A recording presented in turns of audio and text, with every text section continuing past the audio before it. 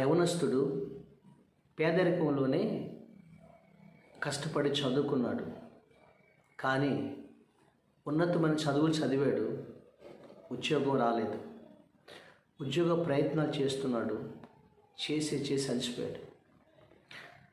ఆర్థిక సమస్యలు, తల్లిదండ్రులకు అనారోగ్యాలు, తను ప్రేమించిన వారు అతన్ని మోసం చేశారు. చివరికి ఒక పక్క ఉద్యోగం రాక, ఒక పక్క ప్రేమించిన వారు మోసం చేసి, మరో పక్క తల్లిదండ్రులకు ఆర్థిక ఇబ్బందులు, ఈ చుట్టుపక్కల ఈ సమస్యల మధ్యలో అతను జీవితం మీద విరక్తి చెందాడు. కష్టపడి చదివిన ఉద్యోగం రాలేదని అలసిపోయాడు. చివరికి అతనికి నా అని ఆదరించే వాళ్ళు, సహాయం చేసేవారు అనే వాళ్ళు ఎవరు లేరు. అలాంటి టైంలో ఇక నేను దేవుడి కోసం బ్రతకాలి అని అతను ఏం చేశాడంటే, ఇక సముద్రపు ఒడ్డుకి వెళ్ళాడు చనిపోదామని. ఆ సముద్రపు ఒడ్డుకి వెళ్తే ఆ బీచ్లో చాలామంది జనాలు ఉన్నారు. సరే, ఇక్కడ చనిపోవటం కూడా నాకు దేవుడు అవకాశం ఇవ్వట్లేదు అని ఆయన ఇంకా కొంచెం ముందుకు వెళ్ళాడు. అలా ముందుకెళ్తున్నప్పుడు అటు ఇటు చూస్తుండగా అతని కాలుకి ఒక బాటిల్ తగిలింది. ఆ బాటిల్ తగిలినప్పుడు దాన్ని ఇసురని పడేశాడు. మరలా తిరిగి వస్తున్నాడు, జనాలు వెళ్ళిపోయారని చెప్పని సముద్రంలో దూకి చనిపోదామని. అదే బాటిల్ అతని కాలుకు తగిలేదు. మరలా ఏమిటి బాటిల్ అని చెప్పని ఆ బాటిల్ని తీసి చూశాడు. చూసేవారికి అందులో ఏదో రాసి ఉంది, సీల్ చేసి ఉంది.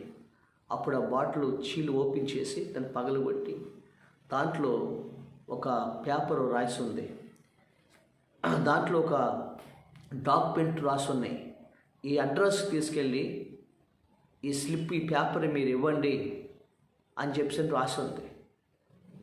వెంటనే అతను ఆ డాక్యుమెంట్స్ని గోల్డ్ అక్షరాలతో రాసి ఉన్నాయి. అది డాక్యుమెంట్స్ తీసుకెళ్ళి అడ్రస్ కనుక్కుని ఆ అడ్రస్కి తీసుకెళ్ళి రిసెప్షన్ అడిగాడు. ఇలా పలానా ఇలాగ ఉంది, అడ్రస్కి ఇవ్వమని చెప్తానంది. ఆ రిసెప్షన్ అతను మేనేజర్ దగ్గర తీసుకెళ్ళింది. అప్పుడు ఆ మేనేజర్ అందరికి ఫోన్ చేశాడు. ఫోన్ చేసిన తర్వాత అది చూసి ఆ యవనస్తుని అందరి ముందు పిలిచి, ఏమన్నా తెలుసండి, ఇక్కడ నుంచి ఈ కంపెనీకి మీరే యజమానుడు అని అతన్ని ప్రకటించాడు. గవర్నమెంట్ వారు కూడా, అతను లాయర్లు వచ్చి గవర్నమెంట్ వారు కూడా వచ్చి ఇక్కడ నుంచి ఈ కంపెనీ యావదాస్తికి నీవే వారసుడు అన్నాడు. ఆశ్చర్యంగా లేదు మనకి? ఇది నిజంగా జరిగిన యథార్థ సంఘటన అండి. ఇది ఏం జరిగింది అంటే, అలెగ్జాండర్ డైజీస్ అనే ఆమెకు సంతానం లేదు. ఆమెకి కోట్ల ఆస్తి ఉంది. అయితే ఆమెకు పిల్లలు లేని కారణంగా ఆమె ప్రార్థనాపూర్వకంగా చనిపోయే ముందు ఈ వీలునామా రాసి, ఈ యావదాస్తి వీలునామా రాసి ఒక బాటిల్లో పెట్టి తన ఏం రాసిందంటే సముద్రంలో విసిరివేసింది. ఈ వీలునామా ఎవరికైతే దొరుకుతుందో వాళ్ళే నా ఆస్తికి వారసుడు, నా కుమారుడు అని రాసింది. ఎన్ని సంవత్సరాలు కానీ సరే ఇది కానీ కంపెనీకి తీసుకొచ్చి అడ్రస్ చూపిస్తే అతడే నా ఆస్తికి వారసుడు అని రాసింది. ఈలోపు అంత గవర్నమెంట్ హ్యాండ్ఓవర్లో ఉంది. అది ఎన్ని సంవత్సరాలకు వచ్చినా అతనే వారసుడు అని రాస్తుంది, వీలునామాలు రాసింది. నా యావదాస్తి మొత్తం అతనికే చెందాలి, అతనే నా వారసుడు అని రాసింది. కొన్ని సంవత్సరాల తర్వాత ఈ యవనస్తులు దొరికింది. అమెరికా దేశంలో సెంగర్స్ అనే కంపెనీకి కొన్ని సంవత్సరాల తర్వాత జాక్ వామ్ అనే యవనస్తుడికి దొరికింది. ఆ సీసా దొరికింది. ఆ ఒక్క రాత్రిలోనే ఆయన మిలీనియర్గా మారిపోయాడు. కోట్ల ఆస్తికి వారసుడిగా మారిపోయాడు.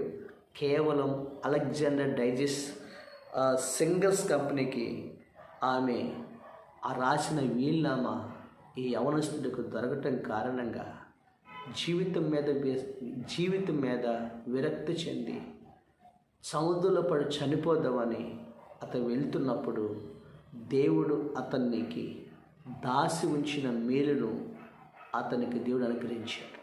దేవుని స్తోత్రం. ఆ రాత్రిలోనే కోట్ల ఆస్తికి అతడు వారసుడయ్యాడు. కంపెనీలన్నిటికీ యజమానుడయ్యాడు. ఆయనే జాక్ వామ్ అనే యవనస్తుడు. సింగర్స్ కంపెనీ ఆమె పేరు అలెగ్జాండర్ డైజిస్ అనే పేరు. దేవుడు అతని జీవితంలో ఎంత గొప్ప అద్భుతాన్ని ఆ యవనస్తుడి జీవితంలో చేశాడు. పిల్లరా, ఈ దినం నువ్వు కూడా అలసిపోయావు కదూ. నీ జీవితంలో యవనస్తులుగా ఉద్యోగాలు రాక, అప్పుల బాధలతో ఉంటూ, అందరి చేత తృణీకరించబడుతుంటూ, అనారోగ్య సమస్యలతో ఉంటూ, ఇలాంటి పరిస్థితుల మధ్యలో, పేదరిక మధ్యలో, ఇలాంటి సమస్యల మధ్యలో జీవితం మీద విరక్తి పుట్టి ఒకవేళ చనిపోవాలనుకుని, ఎందుకు బతకాలనుకుని ఇప్పుడు అనుకోకూడదు. దేవుడు నీకును తోడే ఉంటాడు. ఆ దేవుడు నీకును తోడే ఉంటాడు. ఆ దేవుడు నీ జీవితాన్ని కూడా ఒక్క క్షణములో నీ జీవితాన్ని మార్చగలడైనా, ఒక్క క్షణములో నీ స్థితిగతులను ఆయన మార్చగలడు. నమ్ముట నీ వలనైతే దేవుడికి సాధ్యమవుతుందని ప్రభు చెప్పాడు. ఒక్క మాటతో శూన్యముల సమస్తాన్ని సృష్టిని మార్చే మాట చేత ఆయన భూమి ఆకాశం సృజించిన దేవుడైన నీ జీవితంలో కూడా చేయగలడైన. కాబట్టి ఈరోజు ఆ దేవుని విశ్వాసం ఉంచు. ఆ దేవుడు నీ జీవితంలో ఆశ్చర్యమైనటువంటి కార్యాన్ని నీ జీవితంలో చేయబోతున్నాడు. కీర్తన గ్రంథం చూద్దాము. కీర్తన గ్రంథము చూడండి. ఆ కీర్తన గ్రంథము బైబిల్ గ్రంథంలో ఒక మాట మనం చూసినట్లయితే ఇక్కడ ఒక మాట రాయబడింది. 105వ కీర్తన 30వ వచనం 20వ వచనం మనం చూద్దాం. చూడండి, 105వ కీర్తన 19వ వచనం చూసినట్లయితే 105, 19వ వచనం ఎవరు రాయబడిందంటే, అతడు చెప్పిన సంగతి నెరవేరు వరకు యెహోవా అతన్ని పరిశోధించెను. రాజు వర్తమానం పంపి అతన్ని విడిపించెను. ప్రజలు లేనివాడుగా అతను విడుదల చేసెను. ఇష్ట ప్రకారము అతడు తన అధిపతుల నేలుటకును, పెద్దలకు బుద్ధి చెప్పుటకును, తన ఇంటికి యజమానుడుగాను, తన యావదాస్తి మీద అధికారినిగాను అతను నియమించెను. రైతుల్లా ఎవరంటే తెలుసా అండి, ఒక బానిసడిగా వచ్చిన యేసేపుని దేవుడు చెరసాల్లో నుండి సింహాసనం మీద కూర్చోపెట్టాడు. తన యావదాస్తి మీద అతను అధిపతిగా చేశాడు. ప్రజలు నేలేవాడుగా దేవుడు అతన్ని దీవించాడు. అతని పేరు యేసేపు. ఐగుప్తు దేశం అంతటికి బానిసడిగా వచ్చినవాడు ప్రధానమంత్రిగా దేవుడు అతన్ని ఆశీర్వదించి, ఈరోజు నిన్ను కూడా దేవుడు అలాగే దీవించబోతున్నాడు. యేసేపుకు తోడైన దేవుడు నీకును తోడైనగాక. ఆమేన్, ఆమేన్. ఆ యవనస్తుడు పేదరికంలోనే కష్టపడి చదువుకున్నాడు. కానీ ఉన్నతమైన చదువులు చదివాడు, ఉద్యోగం రాలేదు. ఉద్యోగ ప్రయత్నాలు చేస్తున్నాడు, చేసి అలసిపోయాడు. ఆర్థిక సమస్యలు, తల్లిదండ్రులకు అనారోగ్యాలు, తను ప్రేమించిన వారు అతన్ని మోసం చేశారు. చివరికి ఒక పక్క ఉద్యోగం రాక, ఒక పక్క ప్రేమించిన వారు మోసం చేసి, మరో పక్క తల్లిదండ్రులకు ఆర్థిక ఇబ్బందులు, ఈ చుట్టుపక్కల ఈ సమస్యల మధ్యలో అతను జీవితం మీద విరక్తి చెందాడు. కష్టపడి చదివిన ఉద్యోగం రాలేదని అలసిపోయాడు. చివరికి అతనికి నా అని ఆదరించే వాళ్ళు, సహాయం చేసేవారు అనే వాళ్ళు ఎవరు లేరు. అలాంటి టైంలో ఇక నేను దేవుని కోసం బ్రతకాలి అని అతను ఏం చేశాడంటే, ఇక సముద్రపు ఒడ్డుకి వెళ్ళాడు చనిపోదామని. ఆ సముద్రపు ఒడ్డుకి వెళ్తే ఆ బీచ్లో చాలామంది జనాలు ఉన్నారు. సరే, ఇక్కడ చనిపోవటం కూడా నాకు దేవుడు అవకాశం ఇవ్వట్లేదు అని ఆయన ఇంకా కొంచెం ముందుకు వెళ్ళాడు. అలా ముందుకెళ్తున్నప్పుడు అటు ఇటు చూస్తుండగా అతని కాలుకి ఒక బాటిల్ తగిలింది. ఆ బాటిల్ తల్లినప్పుడు దాన్ని ఇసిరెట్ పడేశాడు. మరలా తిరిగి వస్తున్నాడు, జనాలు వెళ్ళిపోయారని చెప్పని సముద్రంలో దూకి చనిపోదామని. అదే బాటిల్ అతను కాలుకు తగిలేదు. మరలా ఏమిటి బాటిల్ అని చెప్పని ఆ బాటిల్ని తీసి చూశాడు. చూసేవారికి అందులో ఏదో రాసి ఉంది, సీల్ చేసి ఉంది.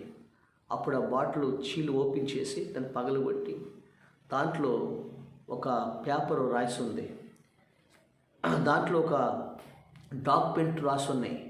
ఈ అడ్రస్ తీసుకెళ్ళి ఈ స్లిప్, ఈ పేపర్ మీరు ఇవ్వండి అని చెప్పి రాసి ఉంది. వెంటనే అతను ఆ డాక్యుమెంట్స్ని గోల్డ్ అక్షరాలతో రాసి ఉన్నాయి. అది డాక్యుమెంట్స్ తీసుకెళ్ళి అడ్రస్ కనుక్కుని ఆ అడ్రస్కి తీసుకెళ్ళి రిసెప్షన్ అడిగాడు. ఇలా పలానా ఇలాగ ఉంది, అడ్రస్కి ఇవ్వమని చెప్తాను అంతే. ఆ రిసెప్షన్ అతను మేనేజర్ దగ్గర తీసుకెళ్ళింది. అప్పుడు ఆ మేనేజర్ అందరికి ఫోన్ చేశాడు. ఫోన్ చేసిన తర్వాత అది చూసి ఆ యవనస్తుని అందరి ముందు పిలిచి ఏమన్నా తెలుసండి, ఇక్కడ నుంచి ఈ కంపెనీకి మీరే యజమానుడు అని అతన్ని ప్రకటించాడు. గవర్నమెంట్ వారు కూడా, అతను లాయర్లు వచ్చి గవర్నమెంట్ వారు కూడా వచ్చి ఇక్కడ నుంచి ఈ కంపెనీ యావదాస్తికి నీవే వారసుడు అన్నాడు. ఆశ్చర్యంగా లేదు మనకి? ఇది నిజంగా జరిగిన యథార్థ సంఘటన అండి. ఇది ఏం జరిగింది అంటే, అలెగ్జాండర్ డైజీస్ అనే ఆమెకు సంతానం లేదు. ఆమెకి కోట్ల ఆస్తి ఉంది. అయితే ఆమెకు పిల్లలు లేని కారణంగా ఆమె ప్రార్థనాపూర్వకంగా చనిపోయే ముందు ఈ వీలునామా రాసి, ఈ యావదాస్తి వీలునామా రాసి ఒక బాటిల్లో పెట్టి తన ఏం రాసిందంటే సముద్రంలో విసిరివేసింది. ఈ వీలునామా ఎవరికైతే దొరుకుతుందో వాళ్ళే నా ఆస్తికి వారసుడు, నా కుమారుడు అని రాసింది. ఎన్ని సంవత్సరాలు కానీ సరే ఇది కానీ కంపెనీకి తీసుకొచ్చి అడ్రస్ చూపిస్తే అతడే నా ఆస్తికి వారసుడు అని రాసింది. ఈలోపు అంత గవర్నమెంట్ హ్యాండ్ఓవర్లో ఉంది. అది ఎన్ని సంవత్సరాలకు వచ్చినా అతనే వారసుడు అని రాస్తుంది, వీలునామాలు రాసింది. నా యావదాస్తి మొత్తం అతనికే చెందాలి, అతనే నా వారసుడు అని రాసింది. కొన్ని సంవత్సరాల తర్వాత ఈ యవనస్తులు దొరికింది. అమెరికా దేశంలో సెంగర్స్ అనే కంపెనీకి కొన్ని సంవత్సరాల తర్వాత జాక్ వామ్ అనే యవనస్తుడికి దొరికింది. ఆ సీసా దొరికింది. ఆ ఒక్క రాత్రిలోనే ఆయన మిలీనియర్గా మారిపోయాడు. కోట్ల ఆస్తికి వారసుడిగా మారిపోయాడు. కేవలం అలెగ్జాండర్ డైజీస్ సెంగర్స్ కంపెనీకి ఆమె ఆ రాసిన వీలునామా ఈ యవనస్తుడికి దొరకటం కారణంగా జీవితం మీద విరక్తి చెంది సముద్రంలో పడి చనిపోదామని అతను వెళ్తున్నప్పుడు దేవుడు అతనికి దాసి ఉంచిన మేలును అతనికి దేవుడు అనుగ్రహించాడు. దేవుని స్తోత్రం. ఆ రాత్రిలోనే కోట్ల ఆస్తికి అతడు వారసుడయ్యాడు. కంపెనీలన్నిటికీ యజమానుడయ్యాడు. ఆయనే జాక్ వామ్ అనే యవనస్తుడు. సింగర్స్ కంపెనీ ఆమె పేరు అలెగ్జాండర్ డైజీస్ అనే పేరు. దేవుడు అతని జీవితంలో ఎంత గొప్ప అద్భుతాన్ని ఆ యవనస్తుడి జీవితంలో చేశాడు. పిల్లరా, ఈ దినం నువ్వు కూడా అలసిపోయావు కదూ? నీ జీవితంలో యవనస్తులుగా ఉద్యోగాలు రాక, అప్పుల బాధలతో ఉంటూ, అందరి చేత తృణీకరించబడుతుంటూ, అనారోగ్య సమస్యలతో ఉంటూ, ఇలాంటి పరిస్థితుల మధ్యలో, పేదరిక మధ్యలో, ఇలాంటి సమస్యల మధ్యలో జీవితం మీద విరక్తి పుట్టి ఒకవేళ చనిపోవాలనుకుని, ఎందుకు బతకాలనుకుని ఇప్పుడు అనుకోకూడదు. దేవుడు నీకును తోడే ఉంటాడు. ఆ దేవుడు నీకును తోడే ఉంటాడు. ఆ దేవుడు నీ జీవితాన్ని కూడా ఒక్క క్షణములో నీ జీవితాన్ని మార్చగలడు. ఒక్క క్షణములో నీ స్థితిగతులను ఆయన మార్చగలడు. నమ్ముట నీ వలనైతే దేవుడికి సాధ్యమవుతుందని ప్రభు చెప్పాడు. ఒక్క మాటతో శూన్యములను సమస్తాన్ని సృష్టిని మార్చే మాట చేత ఆయన భూమి ఆకాశం సృజించిన దేవుడు ఆయన నీ జీవితంలో కూడా చేయగలడు ఆయన. కాబట్టి ఈరోజు ఆ దేవుని విశ్వాసం ఉంచు. ఆ దేవుడు నీ జీవితంలో ఆశ్చర్యమైనటువంటి కార్యాన్ని నీ జీవితంలో చేయబోతున్నాడు. కీర్తన గ్రంథం చూద్దాము. కీర్తన గ్రంథము చూడండి. ఆ కీర్తన గ్రంథము బైబిల్ గ్రంథంలో ఒక మాట మనం చూసినట్లయితే ఇక్కడ ఒక మాట రాయబడింది. ఆ 105వ కీర్తన 105వ కీర్తన 30వ వచనం 20వ వచనం మనం చూద్దాం. చూడండి 105వ కీర్తన 19వ వచనం చూసినట్లయితే 105 19వ వచనం ఎవరు రాయబడిందంటే, అతడు చెప్పిన సంగతి నెరవేరు వరకు యెహోవా అతన్ని పరిశోధించెను. రాజు వర్తమానం పంపి అతన్ని విడిపించెను. ప్రజలు లేనివాడుగా అతను విడుదల చేసెను. ఇష్ట ప్రకారము అతడు తన అధిపతుల నేలుటకును పెద్దలకు బుద్ధి చెప్పుటకును తన ఇంటికి యజమానుడుగాను తన యావదాస్తి మీద అధికారినిగాను అతను నియమించెను. రైతుల్లా ఎవరంటే తెలుసా అండి, ఒక బానిసడిగా వచ్చిన యేసేపుని దేవుడు చెరసాల్లో నుండి సింహాసనం మీద కూర్చోపెట్టాడు. తన యావదాస్తి మీద అతను అధిపతిగా చేశాడు. ప్రజలు నేలేవాడుగా దేవుడు అతన్ని దీవించాడు. అతని పేరు యేసే. ఐగుప్తు దేశం అంతటికి బానిసడిగా వచ్చినవాడు ప్రధానమంత్రిగా దేవుడు అతన్ని ఆశీర్వదించి ఈరోజు నిన్ను కూడా దేవుడు అలాగే దీవించబోతున్నాడు. యేసేపుకు తోడైన దేవుడు నీకును తోడైనగాక. ఆమేన్. ఆమేన్.